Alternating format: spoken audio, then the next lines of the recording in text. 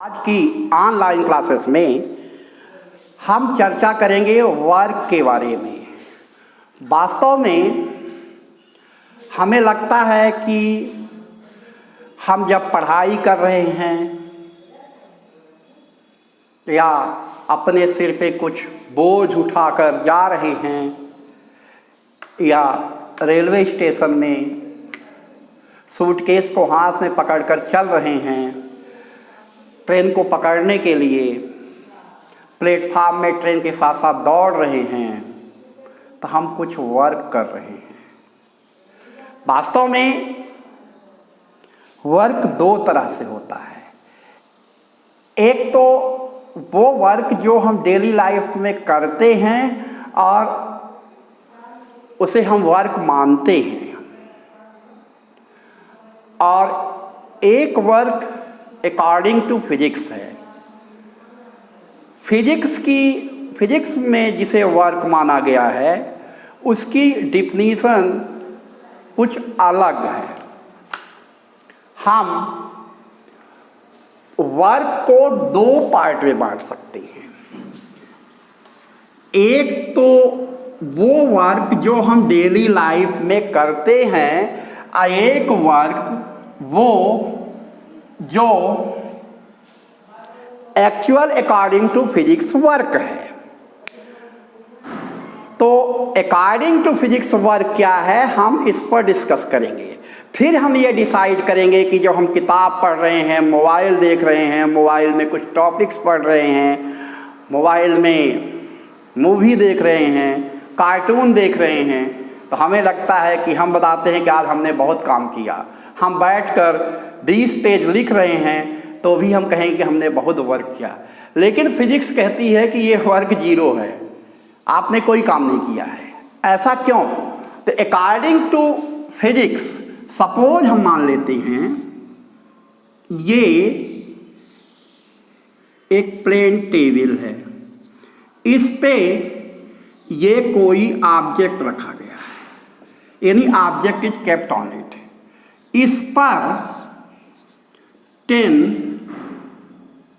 Newton का force apply किया गया। इस पे 10 न्यूटन का फोर्स अप्लाई किया गया और इसका मास 2 kg है। जो ऑब्जेक्ट का मास है वो 2 kg है।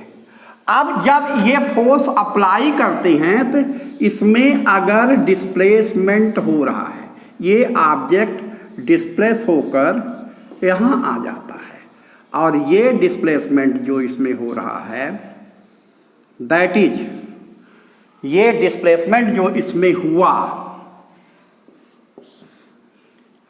That is 2 metre. ध्यान रहे, इसमें फोर्स अप्लाई किया गया है 10 न्यूटन का, और इस ऑब्जेक्ट में जो डिस्प्लेसमेंट है 2 मीटर का है। तो अकॉर्डिंग टू फिजिक्स वर्क कितना होगा? W equal to work done equal to होता है force into displacement. Force into displacement. Force 10 newton का था, डिस्प्लेसमेंट 2 था, ये हो गया 20 जूल का वर्क हुआ। जूल यूनिट है वर्क की, न्यूटन फोर्स की यूनिट है, मीटर डिस्प्लेसमेंट की यूनिट है। तो इसका मतलब हुआ कि वर्क डन के लिए W equal to force into displacement. Work done according to physics तभी माना जाएगा when force is applied on the object and there is some displacement on the object, then work is said to be done. अगर force apply करने पर object में displacement होता है तब इसे वर्क कहा जाएगा। Otherwise if displacement is zero then work done is zero. अब ये डिस्प्लेसमेंट कैसे हो रहा है, हम एक और एग्जांपल लेते हैं कि ये ऑब्जेक्ट रखा हुआ है, इसमें दो फोर्स सप्लाई होती हैं। एक फोर्स 15 न्यूटन का इसमें अप्लाई किया जाता है जो लेफ्ट टू राइट लग रहा है। इधर से ही एक फोर्स अप्लाई होता है 10 न्यूटन का जो राइट टू लेफ्ट, और इन दोनों के रिजल्ट से डिस्प्लेसमेंट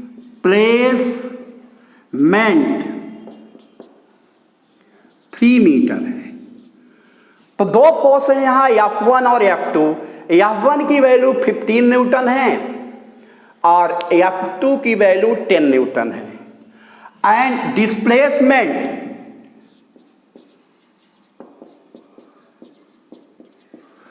का डायरेक्शन जो है लेफ्ट टू राइट है।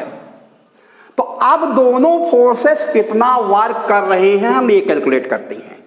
तो अब हम यहां देखते हैं डिस्प्लेसमेंट 3 मीटर ने लिया है, तो वर्क डन बाई F1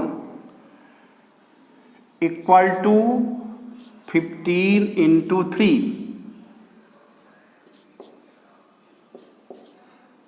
45।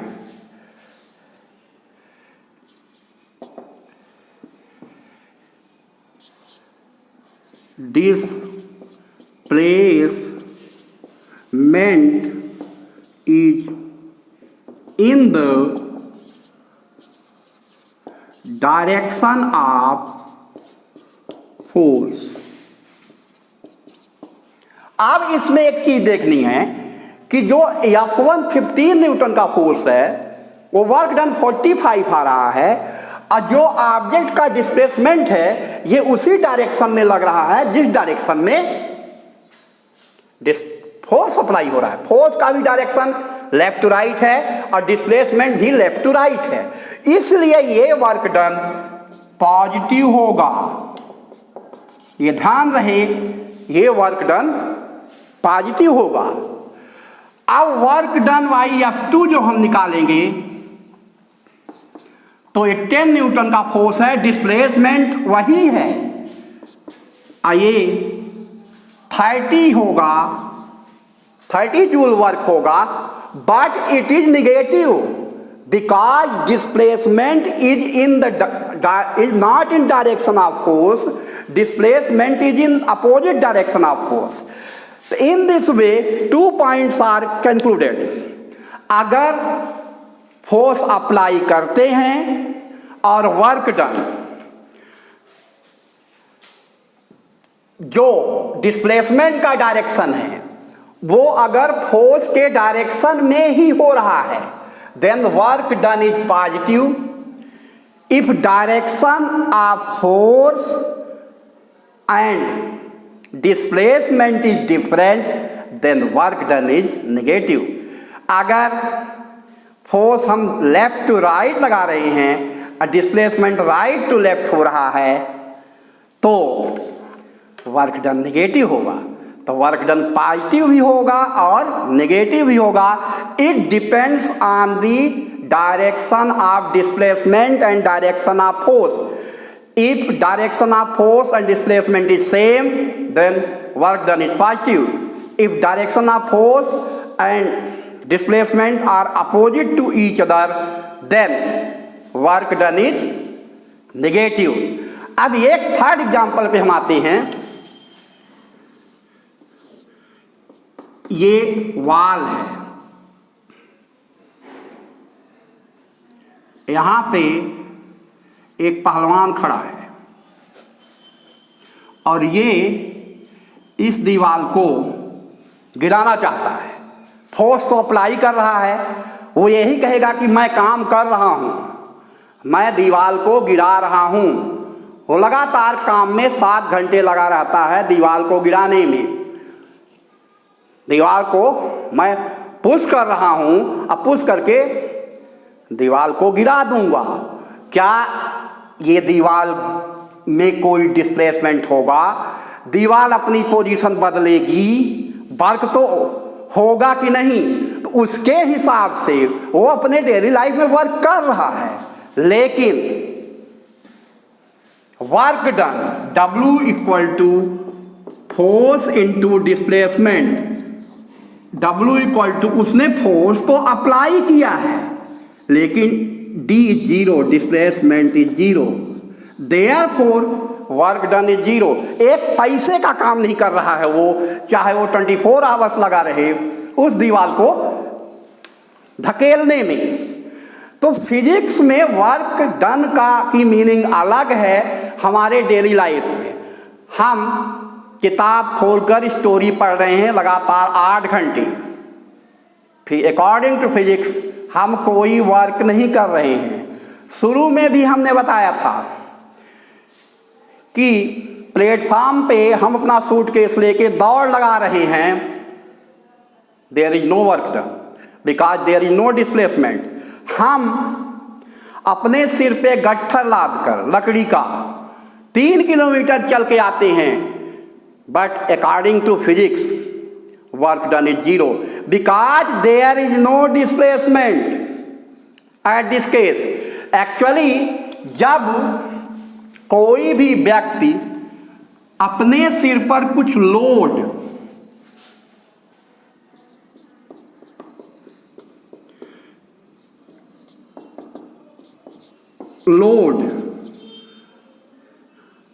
लेके आगे बढ़ेगा, तो जो डिस्प्लेसमेंट है उसका डायरेक्शन ऐसे है, और इस पे जो फोर्स लग रहा है उसका डायरेक्शन ऐसे है।